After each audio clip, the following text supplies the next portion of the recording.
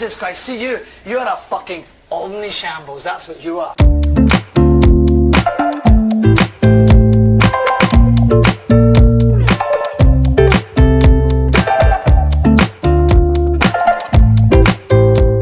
Welcome back to another video, team. As always, hopefully you're enjoying the stuff that's coming out lately. So I thought today we'd do a subject matter that's actually quite difficult, and it's dealing with different personality types, but particularly dealing with powerful people, because in business, in entrepreneurism, anyone that achieves anything is going to have to encounter a number of people, whether that's harnessing people that work with you or actually dealing with particularly difficult clients or key decision makers, and the ability to read and understand people and how to act in certain situations. So one of the ways I tend to do it, I was taught at a very early age at Compass Group, which was through something called disc profiling, but there's all sorts of different things out there. Like Myers-Briggs and the like, and I'm not going to be too preachy about this stuff because at its core it's super useful, but actually it has to become intuitive. Anybody who tries to read and understand personality types too religiously, you lose the interaction in the room because you're so cognizant of what you think they are as a personality type.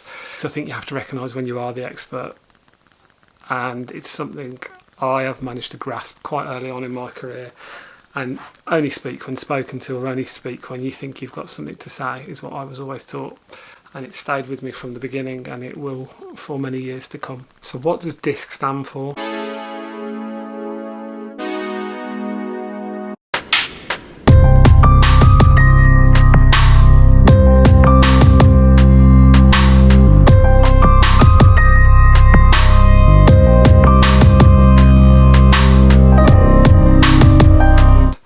Before I get into what those look like, nobody is generally all of one thing. What makes the world great and what makes us all interesting to be around, we have certain aptitudes, certain preferences, but we're a complete mix of all those personality types, some in the extreme, some not. Something that I have to be aware of in my personality. My two most dominant character traits are D and I, and they flip depending on what situation I'm in. I'm happy to take the lead, but I love talking to people, and I'm happy to move the two, but actually I score surprisingly high on the C. I like detail, I love facts, so I can be typically, as those of you that are watching that have ever met me, I can be quite a difficult character to read at times, or particularly present to, because if it's a subject matter you get me interested in, you can take me into the depths of the detail, because the C part of my personality will kick in. But actually there's times where D or I, and we need to make some decisions, or I'm enjoying the debate, I can go in different ways depending on the situation we're in. So I'm aware, and I've been told I can be a difficult person to present to. Always pretty warm, pretty welcoming, but I don't tend to suffer fools if I think what we're talking about doesn't make any sense. So I'm going at this from the position of knowing my own strengths and weaknesses, and I tend to, as a leader, try and ask people to present in a way that I'm going to be able to decide. If it's just a free presentation where they're explaining something to the business, I would never be arrogant enough to ask them to do something with me in mind. But when you are the decision maker, and when you're asking people to spend time and effort in presenting something to you where you're ultimately going to make a decision, don't assume they know things like disc profiling. So explain to them what you're looking for, and ask them to deliver it in a format that will bring the best out of you as a leader, so you can inspire and you can motivate them.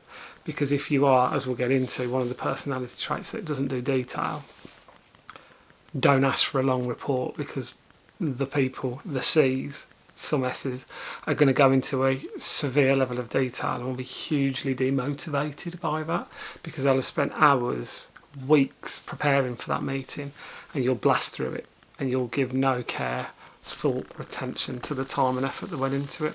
So I thought I'd use me as a reference point. So yes, D and I are my two dominant personality profiles, reasonably closely followed by C. But the flip side of that, a consequence of that, is S in my personality is something that I don't score well in. But we are who we are, and I think knowing that and acknowledging that and explaining that to your people. So I thought we'd jump into the personality profiles now and what they look like and what do they actually truly mean. So D, dominant or dominance, the kind of roles that typically someone as an extreme D take. CEOs, entrepreneurs, managing directors, actually things like police officers. They're typically roles where you take the lead or it's an authoritative approach. Yeah, listen to me. Yes. Did you hear my fucking question? Yes. Answer it, okay? Yes, it's Good. Now what are you saying? I'm asking you if this looks acceptable. Right, get it on the hot plate. So generally as a D, you're a good decision maker, happy to think on your feet, you're decisive, you're forthright, you don't pull any punches, and you are typically results orientated, results driven. What I'm describing represents a number of leaders of businesses in the world. The flip side of that is, though, you can be intolerant, you can sometimes be insincere maybe, you can sometimes be emotionally unaware of what's happening around you because you're so focused on what the outcome is. It can lack patience, and in the extreme, a real big D can be very hot-headed. You never, hello, desert your section again. Do you understand? Sir. Yes, you stand sir. there like a man and you face it. Yes, sir. Because I'm standing here in front of customers taking shit because of you. And I think if some of you think about maybe some of the senior execs that you've ever worked with, when they're that kind of tightly wound, coiled spring ready to pop, they're invariably a D at that point because the emotions get the better of them, their desire to move forward. And one thing D's like is pace. When you're dealing with a D, make sure you are concise, make sure you are direct. But if you know what you know, make sure you deliver it in a way that is unapologetic. They will respect that about you. If it's too much detail, or to the other end it's too wishy-washy, you'll lose them very quickly and they'll become quite bombastic with you. So with a D, make sure you know what you're going to say what you're going to say, and reaffirm what you said, and then get out of the room. An I, influence or inspiring. The kind of roles they typically occupy are marketing, PR, sales. Anyone that loves people, bounces off people. Very outgoing, very extrovert. Anyway, have I We will keep that in overstayed my mind. welcome? No, not at all. You can Sorry, stay as long as you like. There's a man behind the... Thank you, baby. That's It's always okay. good to see you don't injure yourself. Darling, I won't injure Before myself. Panto. I mean, look, 47, intrigue. Oh, I'd be in hospital. I mean, look. I'd be in When I say extrovert, I mean extrovert. So using me again as an example, whilst I am I'm actually an introvert at heart. My motivations are drawn from within rather than without. Happy to sit in front of the camera, happy to do the public speaking, and sometimes extroverts can be confused. An extrovert is someone who truly draws their energy, their motivation, their emotional expenditure is driven through interaction and outwards from other people. An introvert is someone who would prefer to be alone, draw their conclusions and move forward. So an I is typically an extrovert. Very rarely are they not. So as I say, sales, marketing, those kind of roles. My age is 28 years old and I sell pillars. I've done 6,000 pillars in the last couple of months, which ain't too sad. They're 100% memory foam. Look mate, I don't think you're right there. I sell pillars and mattresses, yeah, that's me. Where it's people driven, it's fast paced, but it's casual. And actually when you deal with people like that, what you should typically do is keep it light-hearted, keep it high level and sell to them emotionally. Or if you're giving feedback, deliver the feedback emotionally, be cognizant of them, how they feel, that they are going to want to be heard, and that you need to be at times gentle. However, you will have to snap them back into the room at times because they can be off with the fairies. So you have to toe that line very carefully with an I, because they are glass half full. But that means the flip side is they can tip into glass half empty if you're too hard, too forceful with them. And also when you're dealing with an I, always try and get that as a meeting in person. If you've assessed that a person is an I from a phone call and you've got an important decision that needs to be made, get them in a room, because they will bounce off the emotional exchange that you will have that can't be replicated over the phone. and not in this day and age, next best scenario, Zoom, Skype. They want to see into the eyes, and that's actually where you'll get the best outcomes for you. So if it's an eye, make sure you deliver it to them in person. S, so steadiness, supportive. Typically operate roles like HR managers, human resource directors, support assistants, those kind of roles. Would this be a good moment to talk about Scottish country dancing? No, it wouldn't. Who the heck was that? Hello? Like to be part of a team, they like to be supported, and they like to be supportive. They are methodical in what they do as RCs. They're very emotionally aware, like an I is, but they don't have the same drive towards risk that an I does. They are put off by the idea of risk. They're very, very averse to the idea of change.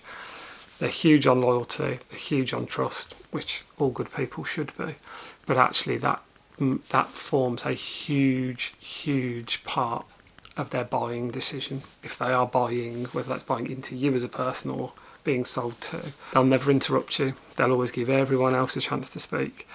They're an amazing person to have in your team because they're the ones that will be emotionally intuitive to what's going on and the people around you, and the need for teamwork and the need for everyone to have their voice. However, if you have an S that's in a leadership role, and as I said, every personality type's different, so do not assume off the back of this that certain roles mean certain jobs just because they're examples I've given. There are examples all across the world of people who have different blends of personality types that suit certain careers, certain companies, certain industries. So back to the S, they'll give everyone a chance to speak, but you have to give them a chance to speak. If you don't, they're never going to tell you that they didn't give you their opinion, but they're going to go away from that situation. They will not buy into you, or they won't trust you. They may not even like you. You will make them feel deeply, deeply uncomfortable if you do not give them the opportunity to talk, and then you need to bring them alongside you. So if you're working with an S, you need to demonstrate that they can trust you. Any kind of outwardly bombastic, dominant behaviours can really scare off someone who is a natural S, because someone who comes into a room and dominates it, they will be compliant, but they will be compliant through fear rather than respect. So you have to be very careful with the S personality. They're absolutely required in all businesses, and they are typically the nicest people you will ever meet. They're conscientious, they're fantastic people. And every team needs them, but you have to be aware to allow them the opportunity to flourish, because they do not naturally grab the mic, grab the limelight, or take control of a situation, but they always have opinions that are hugely valid, and you need to give them the opportunity to share those opinions. C is conscientious or cautious. So as you would expect, they're risk averse by nature. They're typically analysts or accountants, certainly in the financial field.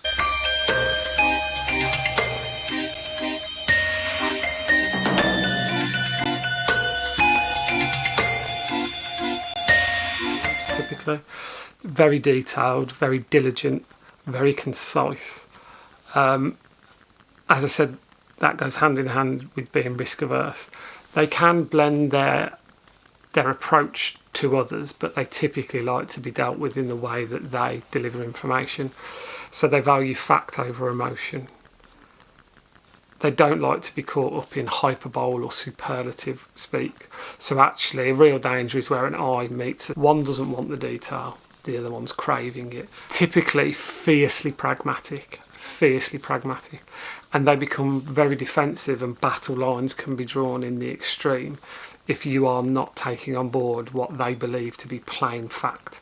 They want all emotion removed from a conversation, and if they're making an argument through fact, they cannot cope with the idea that someone is fighting that argument with emotion. So you have to be very aware of that, because typically a C would never talk without something necessary to say. If they don't believe they can back their argument up with fact, you'll find that they then don't speak. But when they do speak, they expect it to be given airtime to speak, allow them to make their full point without being interrupted, and then any questions that are levelled at them on the basis of facts and where the science or the detail had come from, rather than what their take is on that. They focus heavily on the detail, particularly when it comes to situations of risk analysis. They will always err on the side of caution, and they will present all of the risks that go with the decision should you choose to make it.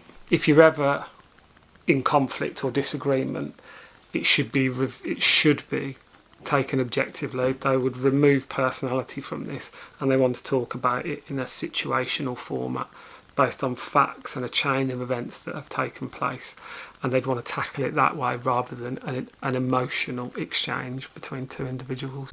So they're the personality types D, I, S and C, and they make up disc profiling. As I say, there's plenty of other formats, but it's certainly the one I found the easiest to understand, because the personality groupings, or the character traits rather, are very easy to recognise in yourself. And as I say, no person is any one thing, but it's very easy to see which parts of your personality, as you hear me talk about it, relate to certain elements. So how do we practically apply this? Because that's the key point. It's great knowing all this, but you've actually got to do something with it.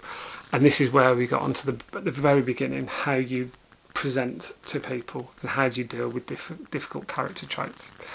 So when you're dealing with a D, which is ultimately, a lot of the time, most decision makers, most leaders have some elements of that. They do not all have that. You would be direct, you would know what you know, you'd be very concise, and you deliver with meaning and impact. And if you are challenged, you challenge back if you believe you know better, and if you don't, you are subservient. That is the best advice. With an I, when you present, when you negotiate, it's on a level. It's an emotional connection on a higher plane where two individuals are aligned. We share the same beliefs, we love the same stuff. Hand movements, gestures, you're in that moment with them. The numbers and the facts come second for them, because someone else will ask those questions. Do I like you? Are we one and the same person, and can we get on? Would I go for a beer with you? That's ultimately what you're looking for with an I. I'm simplifying these character traits right down, but so that as you recognise these in people, you adapt your approach to them. You can even sense my body language changing as I'm talking about these. When it's an S, it's calmer. You don't take everything up a notch. You go from high to low. You deliver with impact, but you bring them with you. You ask what their opinion is. They probably won't want to share it, but in asking, you've demonstrated a level of trust that you care, respect. It's very important that you bring them on the journey with you, and that you don't drag them kicking and screaming. You bring everything down a level, and they're never ever going to be all in. But you've got to bring them to that point, because what they will do is they'll reciprocate that emotion and that trust, and that's how you present, move forward, sell, negotiate with someone who's an S. With a C, detail, fact, not opinion, measurable, traceable, transparency. These are all words and elements that if you're presenting, if you're talking, you should take into account. If you're presenting to a C, almost always bring supporting information. They'll want something to take away from the meeting to go away and consider. They will not be shotgunned into a decision in that meeting room. They'll want to go away, consider the pros and the cons, and normally come back with questions. So if you are an I mentioned earlier in the video, an I and a C can be a difficult combination, just like a D and an S. These are extremes of the personality traits. So if you are an I, and I's, we said, salespeople can sometimes go in, bang, bang, bang, bang, bang, bang, bang, bang. This is why we're great. Everything's amazing. C's will cut you down quickly. They want to know, and they want to deal in facts. Give me testimonial. Show me how it's worked for other people. Demonstrate to me that this offers me no risk, and then I'll buy from you, not because you think it's fantastic or you have a sexy video. You have to talk in a language that they understand. In almost any other personality trait, the C's are the ones where it's the most difficult to present to if you're at the other end of the spectrum. Same with if an S was presenting to a D, that would be an incredibly difficult situation. So hopefully I'm showing you how you would interact with these personalities. So let's practically apply this. I'm going to use the example of, which is, I suppose, the most regular occurrence. You are presenting or delivering or dealing with a powerful person, because everyone has a boss. Even if it's your own company, it might be your husband, your wife, your mother, your father. We all have a boss. No one doesn't. But actually, there's points where we have to communicate with those. So for most of us watching this video, we will either be the ones delivering it or on the receiving end of it. But the most difficult scenarios are where you are dealing with the ultimate decision maker. They're typically a D, but not always. So how do you recognise this? So when you're going into the room, here's how I deal with powerful people. I try and get a phone call in the first instance. And if I can't get a phone call, I at least have an email exchange. And from the phone call or the email, the way they write their email, if it's in detail or if it's bullet pointed because they like the detail, or if it's very brief, which a lot of leaders give you, yep, see you at 1, bang, that email is the trigger. Right, this guy's going to be a D, this lady is going to be a D. If they come back to you with, here are the following things that I would like to see, it's not clear what their dominant personality trait is, but it's very clear from that email they're a C. They're going to go, okay, you need to turn up with information, present to me, and therefore you're going to have to be ready to deliver a longer presentation, because they've already asked for a certain amount of information and they're going to put you under pressure to deliver to them. D's, bang, see you at 1 email. They're going to bring you in a room. Okay, what do you want to know? Why are you here? And you are going to have to go elevator pitch. Boom, boom, boom, boom, boom. And in that 30 seconds, that's your opportunity to capture them, because whether they're a D or an I or a combination of both, something has got to grip them in that first 30 to 60 seconds. Could be your personality, could be your pitch, could be your product, could be your deck, but something's got to make that person go, they're credible. As they start to give you information, because they will respond, that will determine how you present. So when you go in the room, the famous thing for a D, strong handshake. If you're an I, arms out, big hugs, it's amazing to be here. Don't just look at these personality traits as extremes of their personality. Use them to your advantage. Understand how that person's behaviours can be reciprocated by you. If they go big hug, even if you don't like a big hug, go in for the big one.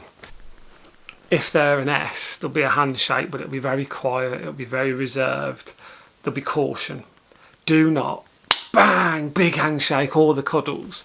You have to try and be a chameleon. Be who you are, but round the edges off to make the person you're presenting to feel comfortable. If they're a C, firm handshake, professional, great to see you. Pleasantries for no more than a few seconds, and then say, are you happy for us to get into the detail? And they will tell you they are, or they will ask a question and you respond to that. So as you can see, I'm tailoring the approach. They're no longer becoming just a D or an I to me. I'm looking for behaviours that tell me how to behave back. I won't always reciprocate it. If I'm meeting someone for the first time, I might do to give myself the best chance of that interaction. But if I'm going into the room to present something and I need an outcome, at the same time, I have to be conscious of what I want from the meeting. So with my personality trait being D or I will either take the decision of, once I've assessed what that person's like, I don't then want to go to the extreme where I run them over, or I'm too jazz hands with them. So I've adapted my approach, and then when the time comes for me to speak, I either lead in with emotion or I lead in with, here is the agenda, here's what I would like to achieve today, and this is the format we're going to go through. Are you cool with that? Give them the opportunity, and if they're responsive, I know that the D version of my personality is what's going to drive this meeting. If they look a bit reticent and actually they just want to have a bit of a chat and get to know you, that's when the smile comes out and we get into a conversation about the weather, kids, families, holidays, the general stuff. But once you're into meeting mode and you recognise their personality and your own, you adapt your behaviour to deliver you the outcome that you want. But in the extreme, the most difficult personalities, you have to be super confident with who you are. Whatever personality traits you are, remember you're never one of those things. You're an amalgamation of all to a bigger or a lesser degree. When you meet truly difficult people, bombastic, dominant, shouting individuals, Today, you have laid your first big fat egg of solid fuck. I'll fucking shove a fucking magnet down your throat and watch your fucking face implode. You fucking blue Peter badge wearing pawn. What the fuck is this Tinker Tailor Soldier cunt? I would like to make a hat out of your fucking entrails. charismatic, they take over the meeting, they've asked you for the meeting and then talk all the way through it, and there's very little point where you get to speak. Regardless of your personality trait at that point, you have to recognise that character. You have to recognise that they are very dominant, they're probably not lacking in detail, and they want to take control of the meeting. You have to drop in snippets to show that you are knowledgeable, because all they're looking for is that credibility. Are you a credible person to share the room with me? I am great, you need to listen to what I've got to say, but stay in the room. It's not always easy, particularly in the personality types that are less outward, more introvert, more risk averse, quieter. But everybody is an expert on what they're an expert in. And providing you've secured a meeting, or it's a presentation, or it's a sales pitch, as long as you know what you know, and when you get your opportunity to present that, you come at it quick, fast, concisely, but you summon up the courage that you have to show that you are the expert on this subject matter. And when that person tries to take over the conversation again, allow it the first time, bring it back, and if they try and do it a second time, this is where they will respect you. You have to go, I've got to stop you here. I need you to let me finish to make the point. I'm happy to go in the direction you want, but I'm just asking for 2 more minutes. And if I don't get to the answer you're looking for, you can ship me out of the room. You almost need to give them the acknowledgement, the raising of your caps to go, I accept that you are the leader in this conversation and I am subservient. But on this subject matter, I am the leader, I am the expert, and I need you to give me those 2 minutes. And in the 2 minutes, if I haven't delivered you enough convincing information, you can march me out of the door. They never will, but you've shown them that respect. You've allowed them the authority in the meeting, but the key point is you bought yourself those 2 minutes to explain why you're there and what the reason for this meeting is. Never leave the room with regrets. Blow you away. And you can't allow that to happen to yourself. Even if you let them run the conversation, you've got to buy yourself the 2 minutes where you get your point across. You've got to do it quickly. You've got to do it concisely. And as I say, it's not because I'm focused on a D. No personality trait is better than the other. Never allow them to make you feel that big. Take your moment to show them that you know what you're talking about. And when you get that opportunity, take it. Because the moment you do that, their respect for you will go through the roof, and that's where your relationship will begin. Well, you've got to understand what motivates the other people. It's key. Both in life, but particularly in business. You're not going to get anywhere, as I say, in all these videos without people. So it's really important that you recognise what other people want and how they want to be communicated with. So, as always, please like, please subscribe. I really appreciate the feedback I'm getting at the minute, and I'm really grateful for the support you've shown the channel. So, see you in the next one. Take care as always. Be safe out there. Bye.